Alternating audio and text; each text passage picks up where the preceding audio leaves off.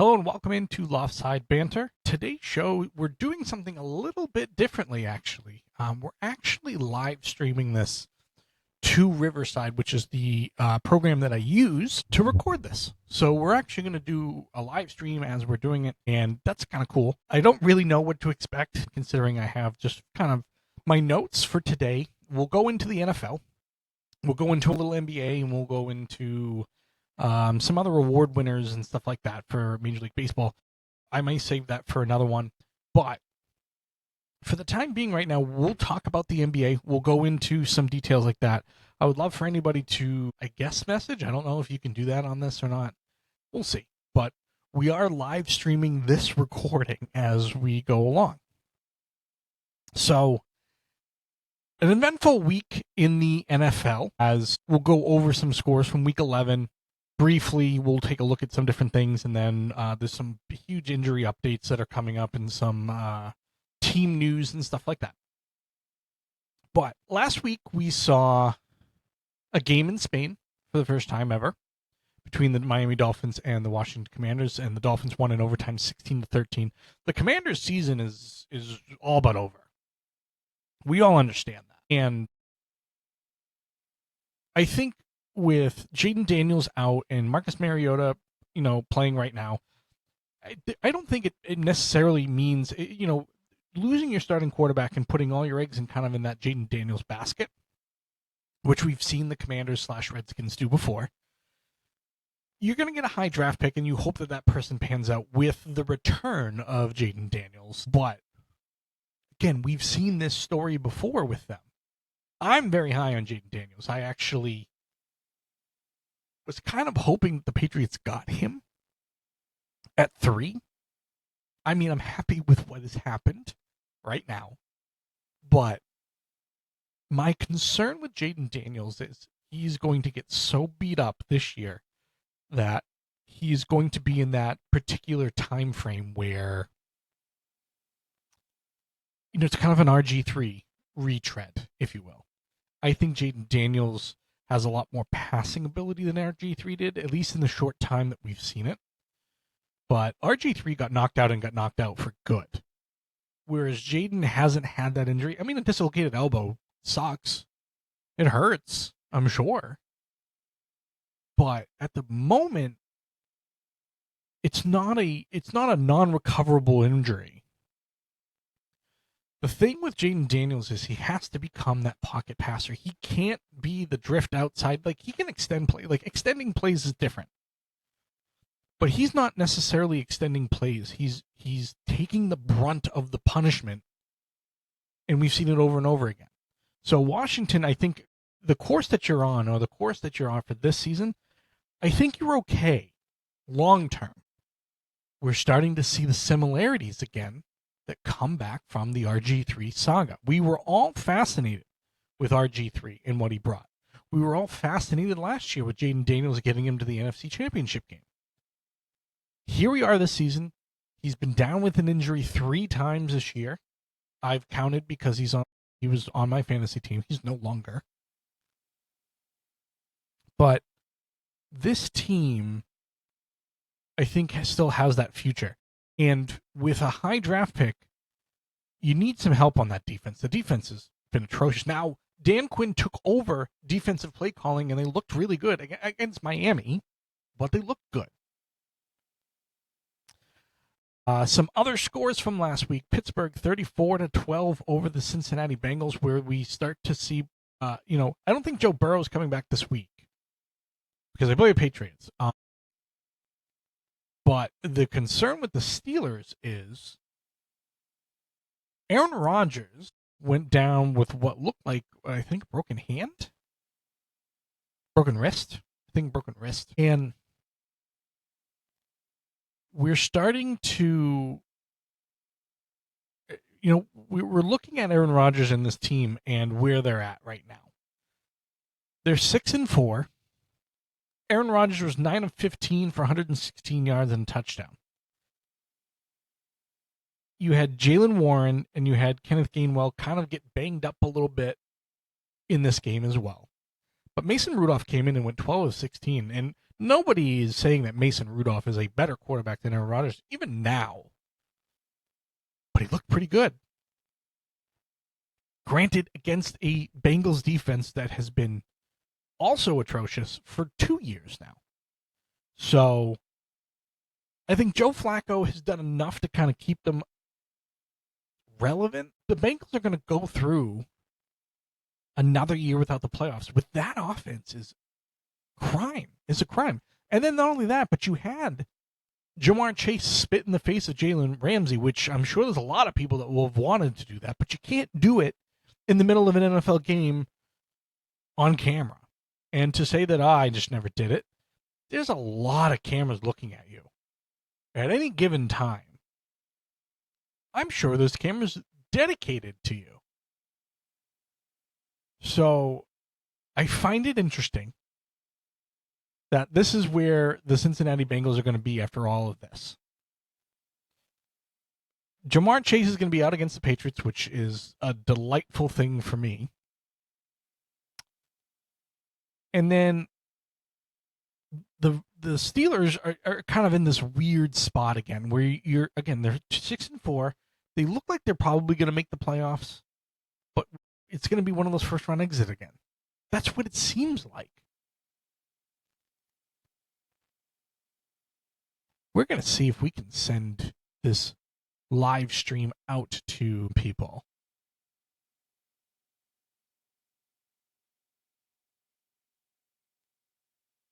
Because I didn't want to hit that because now that's recording me, double recording. So we're learning as we go along. And then the most confusing game of last weekend was the Jacksonville Jaguars winning 35-6 over the Chargers. They're the team I think that has kind of taken over from the Steelers of who we don't really know who they are.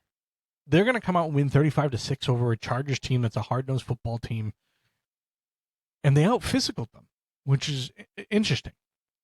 Buffalo beat Tampa Bay 44-32. And we're going to go into, again, the Patriots again and where the state of the union is for the Patriots. And I realize I've done this over the last couple of weeks, but it's, as I punch my desk, where it kind of looks like one thing. And there's so many people out there like, oh, the Patriots are fool's gold. Thanks to Cam Newton for that one. Or the Patriots are just going to lose in the first round of the playoffs. Or the Patriots are this. Or they have a soft schedule. They have this. And I'll address all that. Because honestly, it's people that don't want the Patriots to be successful again. And that's fine. But before I get too far off topic, Buffalo beating Tampa Bay 44-32. Tampa Bay is kind of in a free fall moment right now. They were very good a couple of weeks ago, and then now they've lost 2 straight, and they have 2 tough games coming up. And I'm going to double check what they are. But we're talking a 6-2 team 2 weeks ago.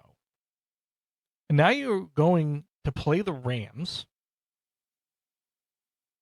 who are probably the best team in the NFC right now, at least the most complete team that we've seen. Then from there, they have the Cardinals, which I think is a winnable game for them. The Saints winnable. So, I mean, 3 out of their last 4 they've lost. And they were all fairly games that you would expect them to lose. 24-9 from the Lions. They win 23-3 over the Saints. They lose to the Patriots and they lose to the Bills. I think all of that looks fine as far as the teams that they're losing to, because this was the tough stretch that they had. They still have a tough game they could be 6-5 at the end of this. And then you're talking about the Panthers taking over first place in the division. So, kind of up and down for that. But then they have a pretty easy schedule the rest of the way. With the Falcons, who we'll get into them in a few minutes. Falcons, they play the Panthers again, the Saints again, and stuff like that. So I think they still have a legitimate shot at winning the division. The Panthers have obviously been playing better than what most people had, really kind of figured out. So who knows? Who knows but the Bills back on the winning side of things. I don't think they're going away. I don't think they're going away as far as the AFC East. Let's not make the mistake and think that the Patriots have 2 games up on them plus a tiebreaker. They play again. So that game is one to kind of circle because there's going to be a whole bunch of different things with that. Chicago keeps winning. They're at 7-3, 19-17 over the Minnesota Vikings. J.J. McCarthy hasn't, again, is one of these. Up and down, up and down, up and down, up and down. He'll make a great comeback, and then he'll play like absolute shit. Then he'll be out for a while, and then he'll come in and, oh, here's the guy that we thought he was. Now he's down again. It's just one of those things that I don't think he has an identity yet. And for that Minnesota team, you put your eggs in that basket, that J.J. McCarthy basket, at the end of last season and let Sam Darnold go. Now, Sam Darnold hasn't been playing well, but the team has. They've been winning. And for that Minnesota fan base to win 14 games last year, and then all of a sudden we're now floundering under 500, 500. They're 4-6 right now. 2 interceptions, only threw for 150 yards against a pretty bad Bears defense as well. So where do they go from here? Is there development? Is there a chance they spend some time considering a quarterback in free agency or a draft pick? I don't see why you would throw out that opinion right now. J.J. McCarthy hasn't shown enough to be the franchise person. Now, you had Carson Wentz as his backup. All right, decent backup. Somebody that probably, if he was playing extended time, you were probably in trouble, which he ended up doing. But then he got hurt. So now you don't have a backup. I think it's probably something they discuss in the offseason. I think they're going to give him a full another season and see what happens. They're going to they obviously have weapons around him. They're going to make sure that the team is built around him and see what happens next year. And then they probably try to go and do that if, again, this is kind of the same season we're at. But that fan base is not very happy with the fact that they were at the top of the NFC or one of the top teams in the NFC to now 4-6. Houston Texans 16-13 win over the Tennessee Titans. Not a great game for anybody to really watch. Davis Mills got the start again, threw a touchdown, didn't make a mistake. He's got 720 yards, something like that throughout the season. Again, he's kept them above water. They're 5-5, and you beat a team that you're supposed to beat. Now, not convincingly, but you beat them nonetheless. Panthers, as I mentioned, 30-27 win over the Atlanta Falcons, and Michael Penix is now out for the rest of the season with an ACL injury. It says suffered a partially torn left ACL. I think he had 2 in college, did he not?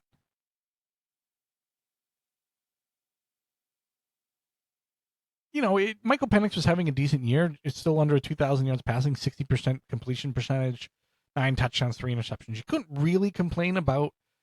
He just wasn't great. It wasn't great, but it was good as far as a development of a young quarterback. And I believe Michael Penix has had quite a few ACL injuries. I'm going to double check.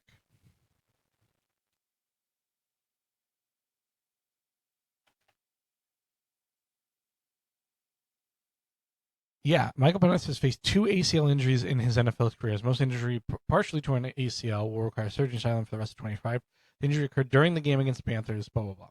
So this is his second time around. Not something you want your franchise quarterback to already be in kind of a multiple ACL situation. But ACLs are tricky. I'm not a doctor. I'm not going to pretend like I am. But there's been really good ACL injuries for players, and they've come back and been fine. I don't necessarily think number 2 speaks volumes of that, but you're going to get Kirk Cousins the rest of the year. Not exciting for Atlanta fans, but there are worse people to go to. Now you're 3-7. I think you're at that point where you just let whatever happens happens. I'm at a point where Raheem Morris is probably gone at the end of the year. I said that last episode. So this may be the time to reset. You got to get Kirk Cousins off your payroll. That's a hefty contract to be paying for somebody to not play until there's an injury. But if you're bringing in a new head coach, just again, it may be a time to revisit the quarterback position. They obviously brought Penix in, and the story was they didn't want to be as unprepared as they were the last time there was an injury to a starting quarterback. That was the thing. Now you have your starting quarterback out for the rest of the season. You're bringing back Kirk Cousins, who has gone downhill for a long time now. It's been a few years where he's declined in play. So we'll see what happens with that. Green Bay Packers 27-20 over the New York Giants. It was exciting to see Jameis Winston because he's just a pure gunslinger. Just a pure gunslinger back at quarterback. Obviously, Jackson Dart is probably done for the season.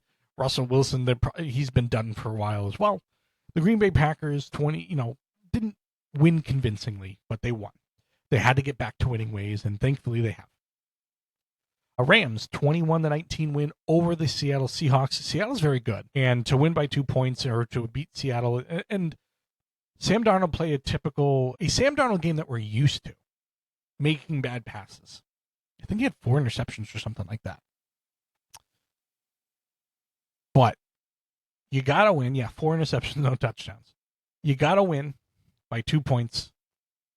A win's a win. You're going to be at the top of the NFC right now. And the team that we thought that was probably the closest to you in Seattle, I mean, you beat them. 41-22 win for the San Francisco 49ers over the Arizona Cardinals. Brock Purdy was back, 3 touchdowns, no interceptions. Jacoby Brissett, 452 yards passing, but 2 interceptions, 2 touchdowns. Jacoby Brissett has played very well. And I think you've really kind of shown, and Michael Wilson played very well. Luckily, I picked him up because I knew he was going to be wide receiver 1. So it's one of those things that we're talking about Brock Purdy coming back.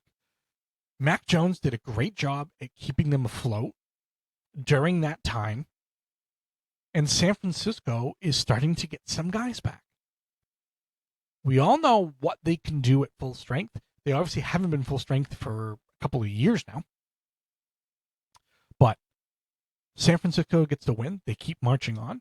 Now, I think it comes down between... There are 3 legitimate teams out of the NFC West. If San Francisco can keep that up, obviously had to survive. But between the Rams and Seattle, I think they're the top 2 teams in the division, if not the conference. A Baltimore 23-16 win over the Browns. So, again, Baltimore keeps on winning. They keep putting some guys back in place as well. They are 5-5, back to 500. They're still not going to make the playoffs. I don't think that's really going out in a stretch in any way, shape, or form. And they're a scary team. They haven't proven to get there yet, get past the Chiefs or whatever the case may be, but they are a scary team. Denver 22-19 win over the Kansas City Chiefs. Kansas City falls to 5-5. Denver's 9-2, tied for the best record in the AFC with the Patriots. Just a gutsy come from behind, win at the last second type of win. Normally, that's what you see Kansas City doing. They're not being able to do that this year. So, again, I think Kansas City's still a playoff team. Whereas neither one of them are in the playoffs right now, the Ravens or the Kansas City Chiefs, they still can make a lot of noise if they get in. And I don't think it's out of the realm of possibility that they get in. Sunday night game.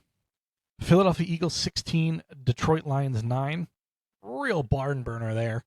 But for 2 offensive heavy teams, defense was the recipe for this game. The Eagles are still Super Bowl champions. The Lions still have to prove that they can get there. That's kind of the storyline from this game. Dallas 33, Raiders 16 on Monday Night Football. Obviously, Dallas going through that tragedy with Marshawn Kneeland. Great to see everybody wearing those shirts and solidarity and stuff like that. Terrible for such a young player to go through something such as that with mental health and then ultimately take his own life. So maybe a rallying cry. I can't judge the Cowboys defense on this one because we're talking about Geno Smith and we're talking about stuff like that. So where we kind of sit right now in these standings, Patriots are 9-2 at the top of the AFC East, 6-4 Steelers at the top of the AFC North, but with the Ravens right behind them again. The Colts at 8-2 sit atop the AFC South, 2 games up on the Jacksonville Jaguars. I guess are good. Houston Texans are at 5-5. Denver 9-2. The Los Angeles Chargers had a great start to the season and blew it. They're 2 games back of the Broncos now. 8-2 Eagles at the top of the NFC East. The Cowboys are in second place. It's pretty comfortable that the Eagles are going to take that division. Chicago Bears are at 7-3 and are essentially a half game up on the Packers, who are 6-3-1. NFC South, you still have the Tampa Bay Buccaneers at 6-4 at the top of the division. Panthers are 6-5 right behind them. And then this is the best division in football, in my opinion, with the Rams, Seahawks, and 49ers all right there. Rams 8-2, Seahawks 7-3, and the 49ers are 7-4. Excuse me with the microphone. I'm going to lean back a little bit for this one. And the reason being is you hear throughout the media, especially in this section of the country, talking about the New England Patriots and they're soft, they're this, they're that. They're going to lose in the first round of the playoffs. They have the worst schedule ever. And as I mentioned all this, look, I'm a Patriots fan, have been my entire life. I've seen them win. I'm happy with seeing them win. The thing that people need to understand is this. Weak schedule. Sure. You want to throw out the teams that they've had to play while they're weak. Sure. You can only play with who they put in front of you. The Buffalo Bills are not a weak team. They've gone through it the last couple. I get that. They lost to the Patriots, they lost to the Falcons, and they lost to the Dolphins. Division games are tough. Division games are always going to be tough. So to sit here and say, well, this Buffalo team is weaker than we think because they lost to the Miami Dolphins. The Miami Dolphins have a lot of talent on their team. Keep looking over here, like this is the camera here. It's actually right here. See? So the Jets have played teams tough. They played the Patriots tough last week. You've had the Patriots come out and beat the Browns, who had the number 1 defense at the time. Obviously, their offense is nowhere near where it's supposed to be. And obviously, Dylan Gabriel is now out for a while. Shedeur Sanders is going to get his chance to start.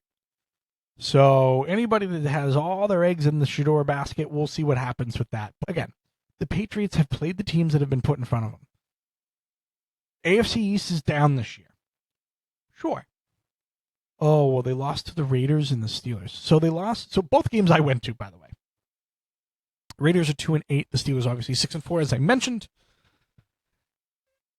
This team, you were expecting them to come out week 1 with all new players and all new stuff and not make mistakes and anything else like that. They were going to go through it and have a rough time. Now, they only lost by 3 points to the Raiders. Okay. Listen, mistakes kill you. And then your 5 turnovers against the Steelers, any team should be able to beat you with that. And that is a veteran-laden team. They know how to win in those situations. They cause a lot of turnovers on that defense. It's not out of the realm of possibility that good teams lose to bad teams. They've taken care of business since then. Beating the Bills, beating the number 1 defense for the Browns. They took care of business when it came to the Tampa Bay Buccaneers. Again, going through it right now. Understand. Do I think the New England Patriots are going to win the Super Bowl this year? No. Will I go, oh my God, they're so terrible. See, they had a bad schedule or they had a weak schedule if they lose in the first round of the playoffs? No. This team probably, and if you probably took anybody in that front office at the beginning of the year and said, you have to give me a number of how many wins you're going to have, I think you probably would have gotten, I don't know, 8 wins, 7, 8, maybe 9 wins from a lot of that front office. And that was like, hey, yeah, realistic answer. I think they were going to take a significant step forward no matter what,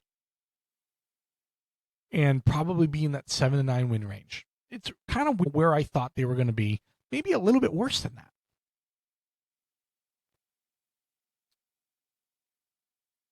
But this team is taking a significant step forward. They have a lot of their rookies playing significant minutes. And this is the one thing I keep saying about the Browns. You have guys that are now starting and playing significant minutes and getting a lot of development. Drake May has taken the step forward that we need to see. And I've seen he hasn't thrown for 300 yards. Well, Josh Allen didn't throw for 300 yards for almost 4 seasons almost. In a game. 300 yards in a game, I should say.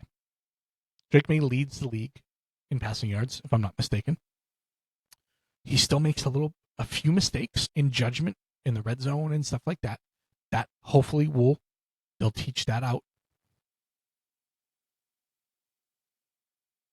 This team making the playoffs is huge this year. Huge. You just had Travion Henderson pick up the slack that he needed to over the last couple of games. Drake May has made the significant steps that he needs to. He's in the MVP conversation. Kyle Williams just had a great catch the other night, not against the Jets. 72-yard touchdown, the longest one of the season for the Patriots. Needs to be more prevalent in making receptions and everything else like that. Craig Woodson, starting since day one on this defense in the safety position. Jared Wilson, your starting left guard all season long. I think he was out for 1 game. Will Campbell, yes, growing pains against some of the best pass rushers in the game. Understandable. But started from day one. This team has significantly overachieved from what a lot of people would have said at the beginning of the season. If they go to the playoffs and lose in round 1 or whatever it is and don't win the division, whatever you want to say, they have significantly gotten better. And I know the people out there are saying these things because they don't want to see the Patriots go through another 20-year reign. Let's pull that all back in and hold on a second. I keep saying hold on a second to Patriots fans. Now I'm saying it to the rest of the NFL. You want to assume the worst with the Patriots and think they're going to go through a 20-year run? Great. Awesome. Fantastic. I would love to see it again. I would love to see it again. It's going to be very difficult to do. Are you disappointed that they have a legitimate quarterback again? You should be. And there were 2 teams that wanted to trade to get Drake May. There were people out there that kind of saw Drake May and kind of saw this. Now, health and the development of those small mistakes that he's making. Those are what are the next. And if your team didn't get him, oh well. Tough. The Patriots fans this time around are only doing it because the rest of the fans of the rest of the NFL are so terrified that this team is back. Would I be surprised if they won the Super Bowl this year? Yeah, a little bit. I would be a little bit. But you know something? I'm okay. I've seen it. I've seen it over and over and over again. I've seen 6 Super Bowl championships, And you want to throw out any excuse you want. Oh, they cheated. They did this. They did that. Oh, this year they have a weak schedule. Okay. But they're winning. They're winning. That's all you can do in these games. You either win or you lose. Oh, you can tie, I guess. But if you want to keep hating on them because of where they are and the fact that they went out and they found the quarterback, okay. For all of New England and all the Patriots fans, shouldn't bother you. Shouldn't bother you in the least. Let the team finish out the year. They lose in the first round. Oh, okay. So you had a weak schedule. They made the playoffs, which was not something we were expecting for a lot of people.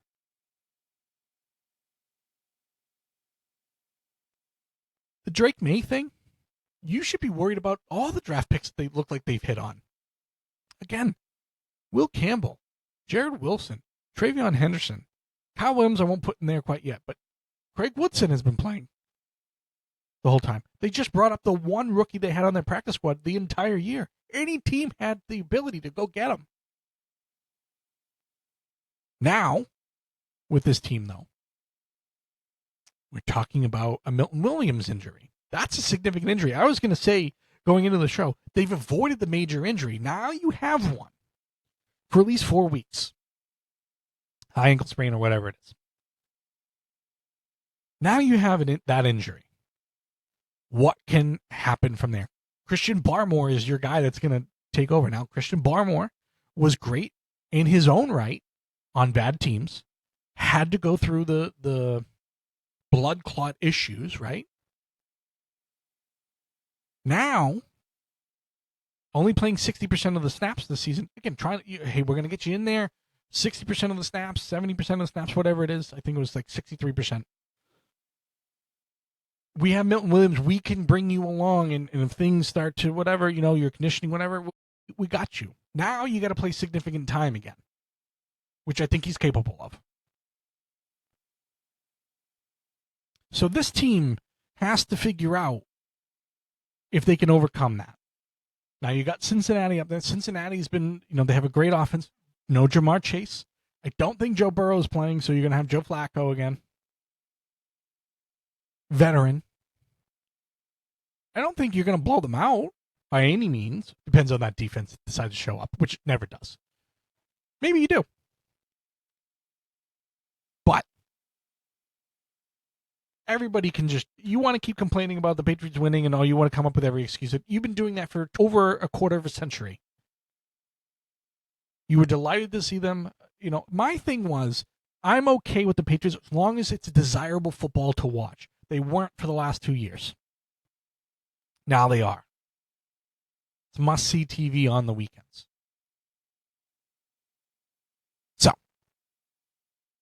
if you're not a fan of the New England Patriots and you're complaining about it, you can keep your opinion to yourself.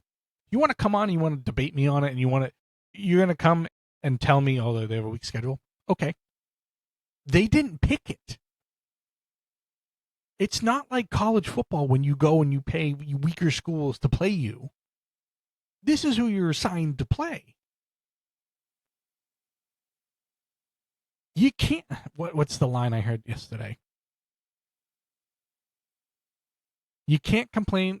If you're a non-playoff team, if your team is a non-playoff team, you can't complain from outside the club. You can't even get in. Beat the teams that are on your schedule and then talk about it. If you can't do that, we had injuries. Oh, well, tough shit. The teams that do the best have the depth to do it, have players step up, or avoid the major injuries. Can't complain from the outside. You can't get in. That's what it is. I don't think I've ever said that phrase in my life, and I just said it twice in the past minute. So, that's where we're kind of at with that. Taking a look at Week 12, as I mentioned, with the Patriots and the Bengals, they play Sunday at 1 o'clock. Thursday night's games has Buffalo playing the Houston Texans. Indianapolis and Kansas City, big game there. A huge litmus test for the Indianapolis Colts comparative to the Kansas City Chiefs. And why have I said it this way, not the other way around? Daniel Jones can still Daniel Jones. Now, is he the most trustworthy person every week in and week out? No, but he's played well. Patrick Mahomes, up and down, but he's been the most trustworthy quarterback over the past 5 years, at least. Chicago Bears 7-3 against the Pittsburgh Steelers. I think even with Mason Rudolph there, I think Pittsburgh has a legitimate shot. I think Mason Rudolph is built for this system. I just think he is. I mean, he obviously left for Tennessee for a year or two or whatever it was, and now he's back.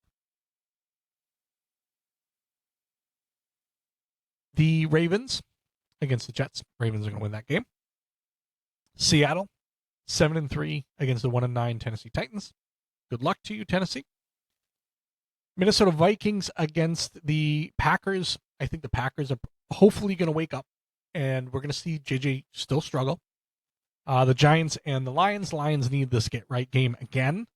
Having multiple get-right games is not a good sign for a good team. The Lions are at that point. Are they legitimately going to make a run, or are we talking about a team that had a nice year and a half kind of run? Jacksonville 6-4. Don't know what to expect from them. I do know what to expect from the Cardinals, even with Jacoby Brissett playing as well as he is. That one's probably a lot closer game than what probably you think. The Browns with Shedeur Sanders play against the Las Vegas Raiders. A little bit more of a... Now, the Raiders' defense isn't bad, but the same thing with the Browns. So if Shedeur can move the ball, people will get excited for that. He didn't play well in his relief stint last week, so something to keep in mind. 3-7 Falcons with Kirk Cousins and the Saints at 2-8. I might pick the Saints on that one. Eagles 8-2 against the Dallas Cowboys. Dallas Cowboys defense looked better against a bad Raiders team. I think Philadelphia probably takes that one pretty handily. The Rams, I think, are capable of beating anyone, including the Buccaneers this week. And then the San Francisco 49ers against the Carolina Panthers on Monday Night Football. And Bryce Young, 400-plus yards this past week. First time he did that in his career. Again, we're talking about coin flip games here. Who's going to show up for these games? NBA. So LeBron James played his first game last night, and the Lakers scored 140 points. There's been a few injuries going around. They asked LeBron James if he's going to play in 2028 Olympics. I mean, at 43 years old, come on. You can't keep putting that many minutes on him. LeBron is not the same player he was. He's still very, very good. Don't get me wrong. I don't want LeBron haters coming after me. He's still very, very good. He's not the LeBron of his early 30s. Can't really criticize because I wasn't at my peak. I wasn't LeBron James. You couldn't even put me in the same sentence, paragraph, story. Hell, you couldn't even write my name down for anything. But he comes back. Lakers score 140. I think he had 11 points. And I keep hitting my desk. Giannis Antetokounmpo, that's right, Greek, out for 1 to 2 weeks.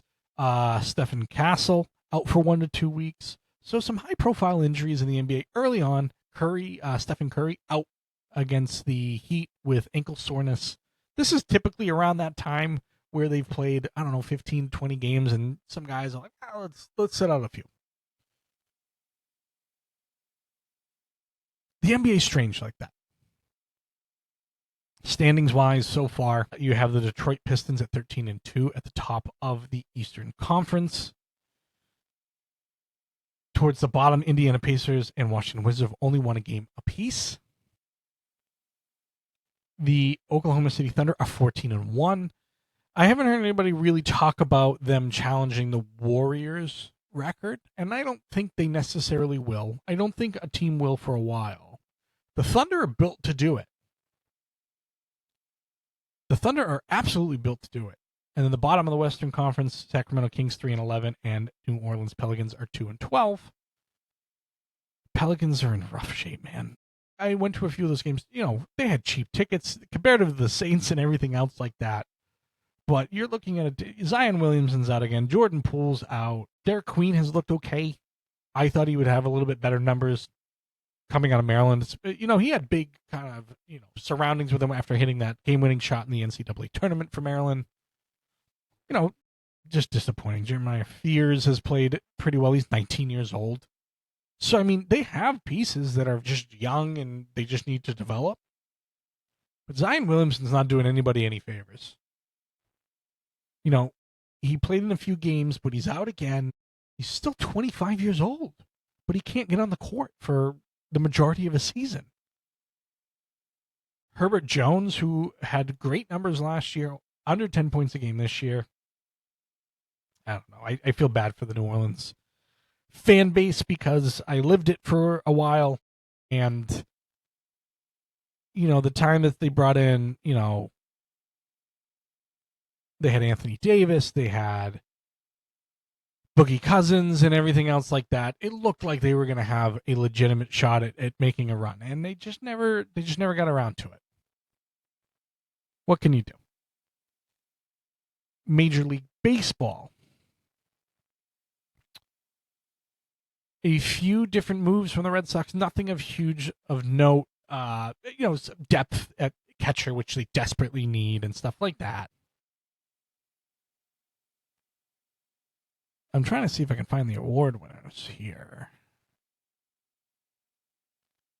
Tarek Skubal, Cy Young. Paul Skeens, first pitcher in a very long time to not have a winning record. He was 10-10 to win the Cy Young for the Pittsburgh Pirates, and I'm very worried that he's going to end up in a Yankees uniform. Extremely worried. We've had some moves. Josh Naylor stays with the Mariners. A free agency tracker, I haven't seen a whole lot. There's been some trades there.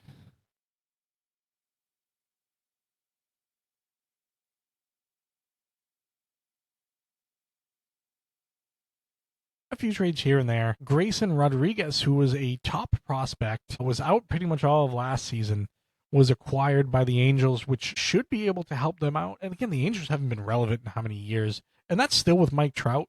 And they had Mike Trout and Shohei Ohtani at one point and still were not relevant in any way, shape, or form. So that should tell you everything about the Angels so far. It's just that we've started to heat up the hot stove and we're going to have the winter meetings and everything else like that, which I fortunately in Orlando got a chance to kind of work for a hotel while they were doing that. And it's very cool. It's a very cool kind of event to be a part of. You're seeing people walking around. You see a couple of guys talking from two different teams. You're like, oh, what's going on over here? And stuff like that. So that was a very cool thing for me in my life to see. I brought Brian Cashman water once. My name should be up in the stars. That's how famous I am. I brought Brian Cashman water once. But, this is kind of where we are in the sports world. We're getting close to bowl season. I plan on doing a bowl season kind of prediction through all of that stuff, go through the playoff. They've obviously released a whole bunch of different, who they think is going to be in the playoff, the 12-team playoff, stuff like that. I'm going to get into it when they name it. The people that vote on this stuff, let them have it.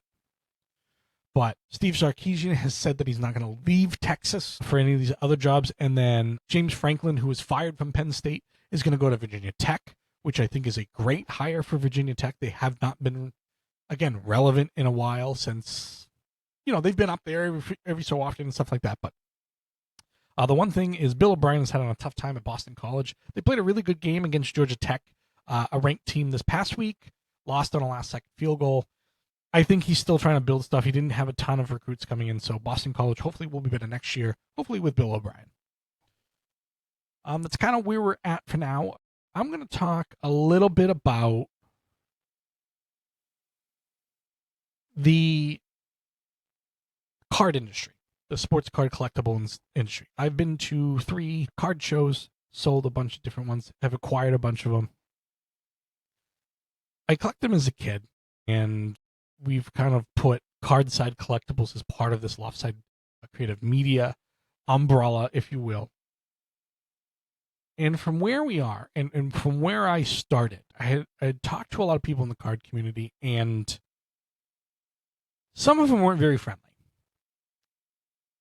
There are so many different variations of each card now that it's weird. And I did 2 card shows where I thought I did really well. This past one, I think, we could have gone better. But the people that are, and the kids that I see that are doing it and everything else, it's really cool that it's come around full circle. And does that mean it's going to go back to being full circle and be worthless at some point? Maybe. I don't have the brain capacity to predict that. But to see the cool things that they can produce now and the things that people are looking for, and this is strictly sports related, all the other stuff as far as like Pokemon and stuff like that, I don't have the brain capacity for all that as well. But to see the thing that I enjoy the most, and I see people do this on social media and stuff like that, is to have like a kid come up and really like something, and you either give them something like there was a little girl there with her dad this past show, and her dad was wearing an Eagles stuff, and she became an Eagles fan, I'm assuming through him, and she couldn't have been 6 or 7, and she came over and she asked about a certain card, and it was, I had a price for like $3 or whatever it was, and they said, it was $3, and whatever. She's like, I'll have to think about it. And she goes back to her dad and sits down with her dad, and she's helping out her dad, who has the table there. And I had, my wife with me, and I had her bring an Eagles card that I was willing to part with, and we gave it to her. And her father was like, I'll still buy the $3 card, but we gave her a card, and see how happy she was. And then my first show, I think I had a kid that he only had like $9 left, and I had a card priced at $15 or whatever it was. And I ended up giving it to him. I think a lot of it is, I started doing this to help make this venture of mine, help fund it. I've poured a lot into it, and I've had a rough couple of weeks because, I've been working little odd jobs and stuff like that, and I wanted this to be a huge success, and I knew it was going to take time. And it started off fairly well, where I got nearly like 500 followers on YouTube and stuff like that fairly quickly, which was nice. But I'm trying to do everything myself, and I try to do a lot with my wife and stuff like that, helping me out, and it's been tough. And I don't necessarily, I'm not going to, this isn't going to go by the wayside. This is going to be something that is probably going to be back to a hobby as it kind of grows, and not necessarily a business. And it's probably something I've had to make peace with over the last, couple of weeks. And it sucks, because I've always enjoyed sports talk radio. I've always enjoyed having opinions and defending my teams and everything else like that. But as of right now, it's just not sustainable for me. And I'm going to keep trying. I'm going to have to do it around, other jobs and stuff like that. I went into this, I didn't think by the end of this year, I gave myself a year, and that'll be in March. Give myself a year to really do this, but I'm going to have to probably cut back on the website and everything else like that, just because it's not catching on to different things. And that's okay. I know that's okay. I just thought I would build it into something eventually, and it seems like the furthest point away right now. So, from here, it's going to be, I'm still going to do an episode a week for the time being.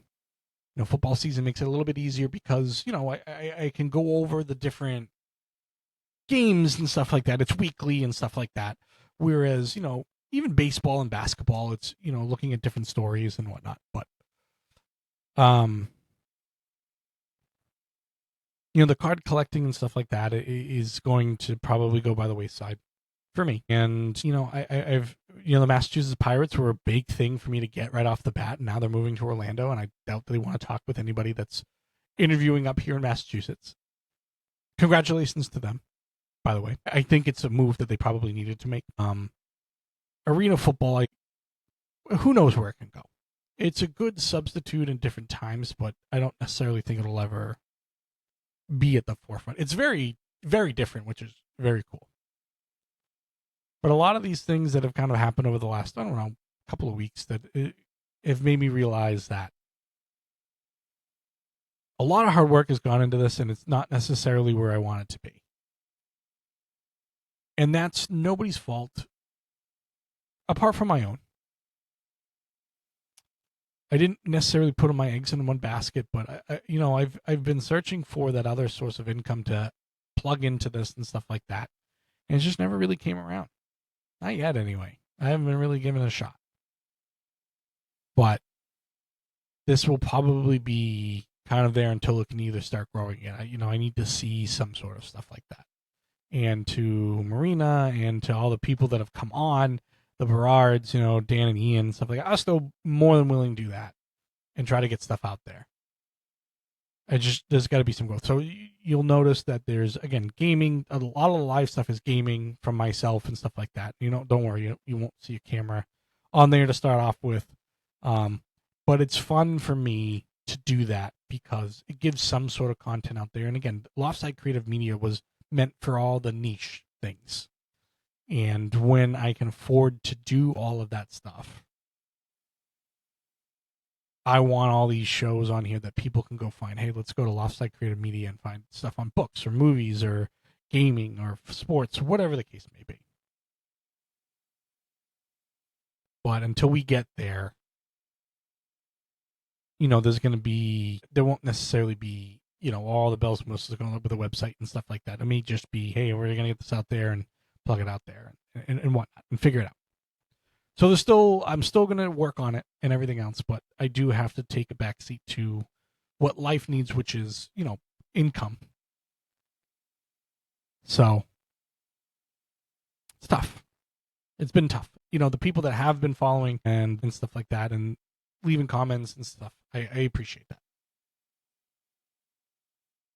Doesn't mean we're going to go away. I'll figure it out eventually and we'll go from there. And again, maybe it's something that I'm doing once a week on my own time. And, as it kind of grows, we'll figure out something. But again, I'm appreciative of everybody that has reached out and said different things. But, the priority needs to be my family and making a living for them. And this isn't quite there yet. So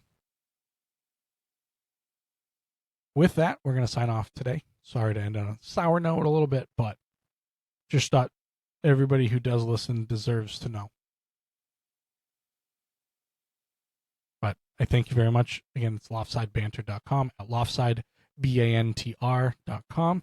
You'll see a new logo that comes up. I had this podcast audited, and they made some suggestions to help get more listeners and stuff like that. And one of them is, Loftside Banter Sports Podcast. It'll say on the. It's not a huge change, but it's something that will direct people that this is a sports podcast. And then other stuff like that. You'll see a few different things. But Loftside Banter, loftsidebanter.com and loftsidebanter@gmail.com. You know how to get in touch with me. I'd love to hear from people. And again, thank you all very much for having a listen.